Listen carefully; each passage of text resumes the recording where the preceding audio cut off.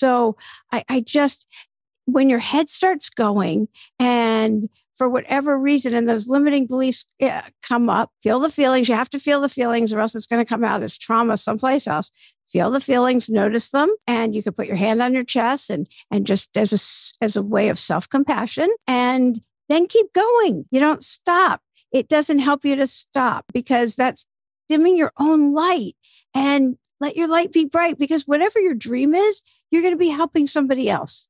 And why deprive somebody else of what it is that you have to give and offer this world? Stop analysis paralysis. You could think about your dream forever. You could take classes and learn, and maybe you do need to do that. But when Trish was talking, she said she feels like she just keeps needing to take one more class, and she didn't. She's taken classes for years. She knows what to do. She knows how to do it. I suggested, I'm hoping if you're listening, Trish, that you've started on your website. I think I'm going to check up on you. And so she knows what to do.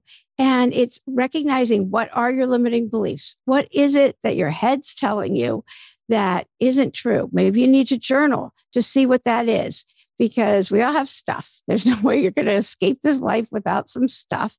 And so what is your head doing that's keeping you small, that's preventing you from going forward with what it is that you really want to do? Because it's that leap of faith.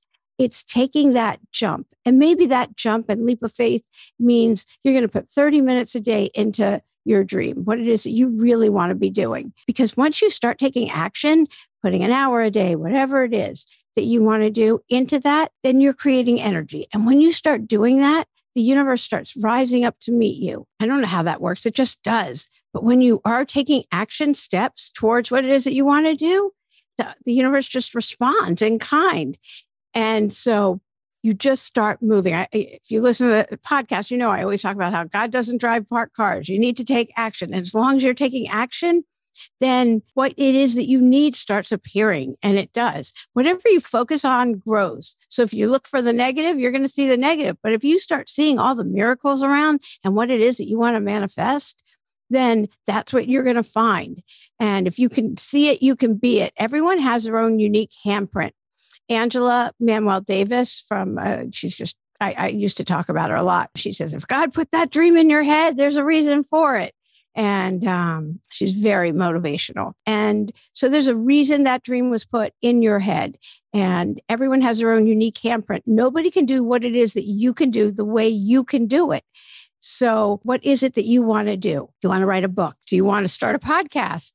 Do you want to be in a relationship? Whatever it is, write it out in incredible detail. Can you see it? Can you see it in detail? Write it all out. Be specific.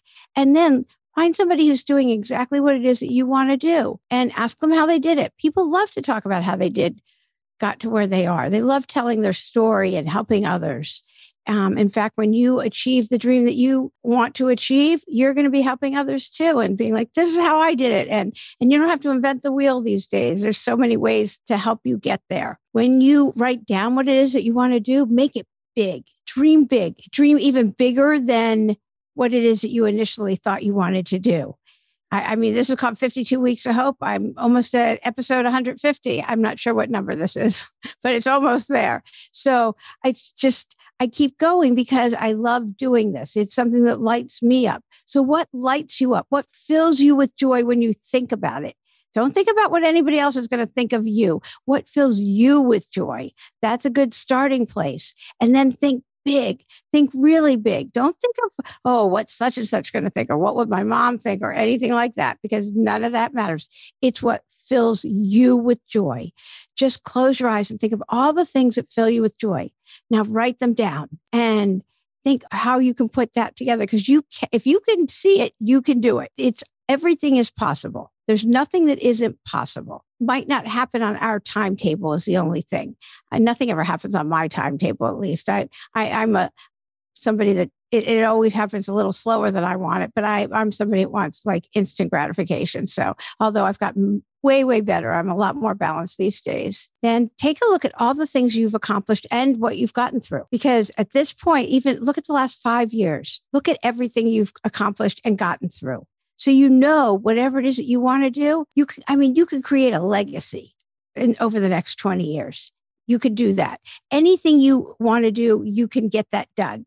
So look at the last 5 years, you've gotten through all kinds of things, and you will get through whatever it is you're going through now, and taking baby steps to get your dream accomplished, your goal done. It might not happen tomorrow, but it could also. I mean, just from showing up every day, anything can happen. And miracles, when you look for them, they're there and they happen overnight. Taking risks and stepping outside of your comfort zone, because all of this is never comfortable. It's never easy. And imposter syndrome will, once you're taking all the steps, imposter syndrome is going to rear its ugly head, because that's just part of being human, the human experience. When you're almost there, imposter syndrome is going to be like, who do you think you are? Because that's what, it just happens. It's part of being human, and you can listen to it. It's fear, and fear is either, forget this and be done with it. Or you could be like, oh, I'm feeling fear,